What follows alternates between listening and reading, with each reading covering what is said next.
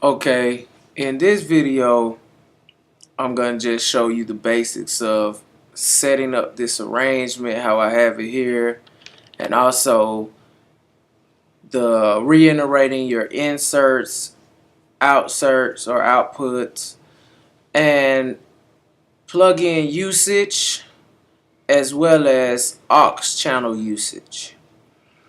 In this, you can see here that I have aux 1, which in my case I used as a channel or a track in which I used my microphone on. I actually use this as a bus track or channel. I'm going to make it a little larger. And here you can see I use mic line 1 and I bust it out to my audio tracks, which I have here, which I recorded my actual voices on. As you can see, I have these tracks muted because those were when I was doing this actual whole track in parts. But I actually went through and I did the whole song, just one line, one recording, to get the best recording out of this and to make it sound really, really good and really structured. Okay, we're going to minimize this here. And here, I'm going to show the track enlarged a little bit. And this is Drake's Marvin's Room, which I just remixed and did.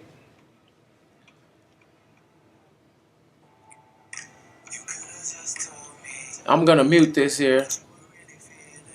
This is without any effects. This is just a natural voice. Now, how I got certain effects on this track was, of course, I used things like EQs on this regular track just so that I could EQ my voice and turn up some low here so my voice sounds fuller, so I can get that deepness that I was searching for when I was actually recording it. I had to draw back on some of the fullness though, and some of the middle range, the nasally range, and I boosted in the presence range and the air range. This is all to make my voice stand out on the top end and make it where you can understand what I'm saying and hear everything very clearly. And this is to make my voice seem more fuller and more just full. It's going to just be fuller. I also used here the One Knob, which is a Waves plugin. This comes from a great bundle and great kit. However, as you can see, this is still zeroed out. I never used this. I never needed to. It never, needed to use it. I also used the compression, in which I had my threshold set at about 4 dBs, and I boost the gain on it for parts when I were lower to 3 dB. So if the parts that are lower than the threshold amount, it would boost it up to give it a little, the same level effect. It wouldn't be that this part is loud, this part is low. It's gonna balance it out. I also used the de-esser, which is basically to take out the hissing sounds when you're saying S words, T words. It also can be used for P words, B words, some M words. And as you can see, this one is set up to the higher frequency, which is for my SS and all that, the sibilance. And this one is set a little lower at 6 to kind of take away some of the sibilance as well. As you can see on the mix screen here, I'm going to X out this.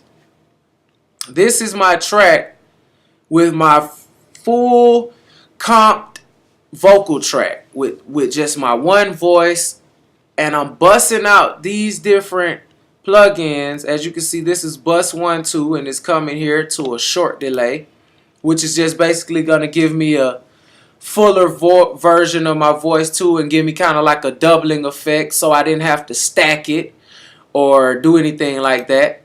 I also sent it out here to bus 3 and 4, which I have another Waves plug-in here that comes out of the Mercury bundle, which is a great bundle to have. And this is the Chris Lord Age vocal plug-in, and you can see here is for vocals. It also gives you a bass, treble, compression, reverb, delay, pitch, all in which you can change. That has various settings here that you can use. In addition to using that plugin on that same bus and same aux send, I use the Jack Joseph Pod plugin, which is a Waves plugin, and I also use this to, you know, give it my vocals an effect, the robotic effect that it sounds like in the roomy distance effect. I also use the little auto-tune effects here. I have this one because it just gives you the T-Pain effect, but however, as you can see, I didn't use the actual effect. I use it basically for pitch correction.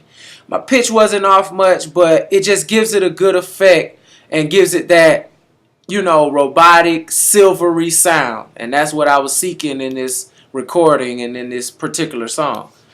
I also used another vocal plugin, and I use this basically as a different plugin for the verse. So this channel, bus 3 and 4, was actually used on the chorus part, which is here, and the verse parts, which are here, are using this Maserati vocal plugin. And this is a Waves plugin, which is a great plugin also to have. And you know, you use these buses and sends to give your regular recording here effects, and that's what these aux are for, and that's what these plugins are for. If you notice here on these parts, they have a delay on it, and that's this bus 7, 8, and bus 9, 10. You can see the automation taking place here while it is kicking in. When it's blue, it's bypassing. When it's gray, it's letting the signal come through. So as you can see here, I have automation set up to where I don't want the delay to go on every single word. I only want it to come in on certain words. So I automated this delay to react to certain settings. And how you get to that, I'm actually using Pro Tools LE version 8.0.1 CS2. And I would just really just go here to send D, bus 7, 8, mute. And you see here, after I stretch this out, you'll see here that I'm only letting the signal, this is unmuting it and is muting it back, so that this part and this portion is not being played or you know, using the effect of the delay, but this part, however, it is. So that's just a quick tutorial and lesson on, you know, setting up your session. And like I said, to just go back quickly and reiterate some things. When I first set up my session, I had to import the track. Then I also created an aux track for my microphone that I could put plugins on to give me a cleaner microphone signal prior to my recording. So this actually is used as where some engineers or producers or artists would use outboard equipment. I have some outboard stuff like preamps and different things like that to give me a hotter signal on the microphone, but I also wanted to use like a high pass and low pass here on the EQ, and this is also to give me a richer vocal effect. And this is the Eddie Kramer, it's also a Waves plugin, and this gives me a warmer microphone. And here you can see that I don't know why this is not set, but this was or should have been set to take out some of the low end of my voice, even though I wanted the bassy feel in this vocal. And this would be to take out some of the high hissing and airiness in my voice. And I would use this setting and I would boost here and there, of course not on this track, because I would want to do that on the vocal here once I EQ this actual vocal. And I do that prior to recording these parts and portions in. So that's one way of setting up your session.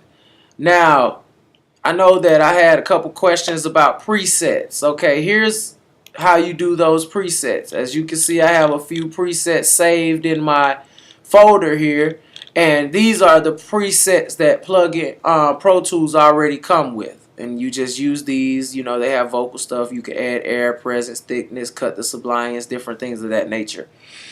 Okay, if you wanted to save, say I wanted to save this EQ setting for my vocals and for my voice, what I would do is I would go here to preset, I would go to this drop down arrow, and I would just click save setting.